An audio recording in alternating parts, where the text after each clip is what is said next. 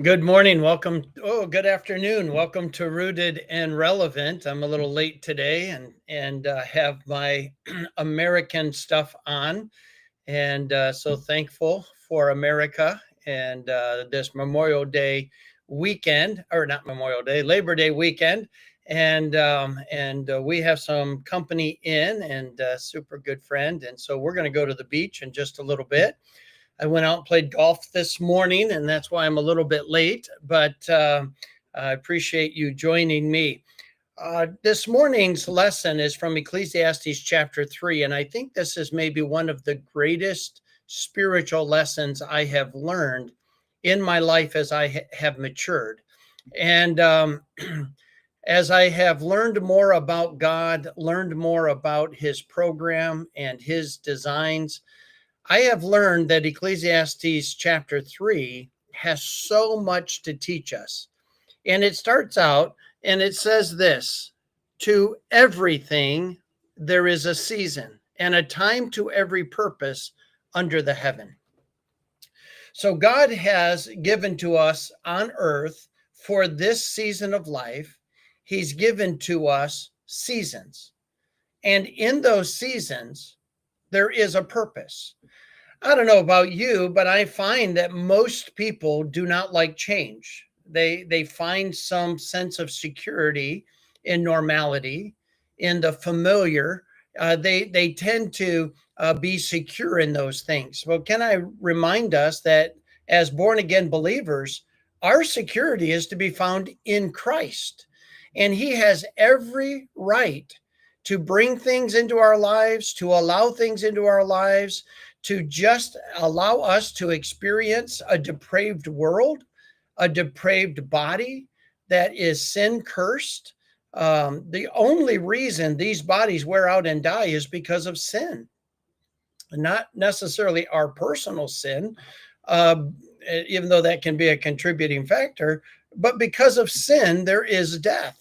The reason why there is so much depravity in the world and why the world continues to wax worse and worse is because of sin. And so this is temporary. And Solomon has been going to great lengths to convince people this that we know is temporary. However, inside of this temporary nature of what we call life on earth, there are seasons. And that means that there's going to be change whether you like it or not.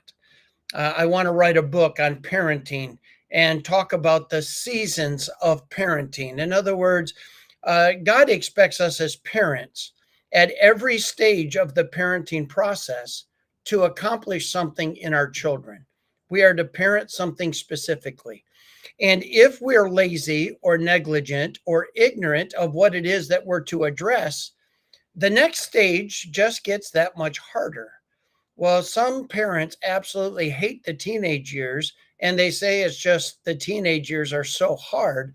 Well, sometimes they're hard because they haven't done the things in the seasons before that to actually shape the will and to educate the mind and to discipline the flesh for them in a way where it gives them a fighting chance to actually be the teenager God intended them to be, and that the teenage years for parenting can actually be the best. My wife and I both agree that the teenage years were amazing for us. We loved it. We could interact with them as adults, but they came home every night. We love this stage of life, especially the grandkids. But we have to admit we don't see our kids as much as we did when they were teenagers, and so there's a change that takes place. But we loved that, and some of that I'm thankful is that we had parents that modeled for us and taught us and helped us. We had pastors and people that we respected educate us and teach us and model for us what good parenting is so that we could enjoy those teenage years. And we know that every individual has a free will, and some of them just choose to self-destruct, and it has really little to do with the parenting, and we get all of that. But I do think that there is some important things that we are to address. And if we address them and our kids rebel against it, well, that's one thing. But if we fail to address it, it's a whole nother problem. So when you stop and think about parenting, you can almost think about it in seasons. Our bodies operate in seasons. They start as infants, and they get better coordination, and they learn to balance, and they learn to eat, and they get teeth so they can, and they grow, and then they're at their prime physical stature, and then something happens. And I'm in the world, and maybe you're in the world, where we realize that this body isn't getting stronger. It's not getting into peak performance. It's actually on the decline. Well, why is that? Because we're in a different season. We actually have to behave and think through things differently. There are things that we could do that maybe now we shouldn't do. And those are seasons, and they require change, and change is hard. But I think that it's important for us, and tomorrow or next week I'll deal with this a little bit more detailed about the seasons. But in verse number 11, he says, he, God, hath made everything beautiful in his time. In other words, God doesn't make it make sense. He doesn't make it beautiful in our time. Oh, we ask him to, we beg him to sometimes, we expect him to, um, we want him to, but God doesn't say he's going to make things beautiful in our time. But it does say that if we will embrace the seasons for what God has given them for, um, he'll make it beautiful in his time. And I can say, when you walk in step with God, every season is beautiful.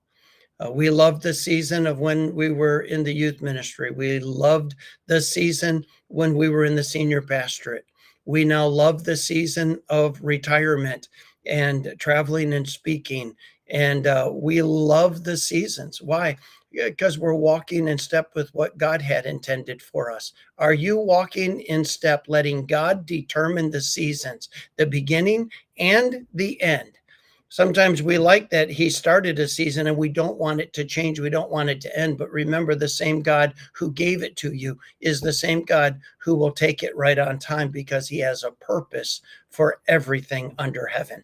And so remember, life is about seasons. Embrace them, enjoy them, and let God accomplish in them what he wants to do. God bless you. I'll look forward to seeing you next week. I hope you have a great Labor Day weekend. God bless.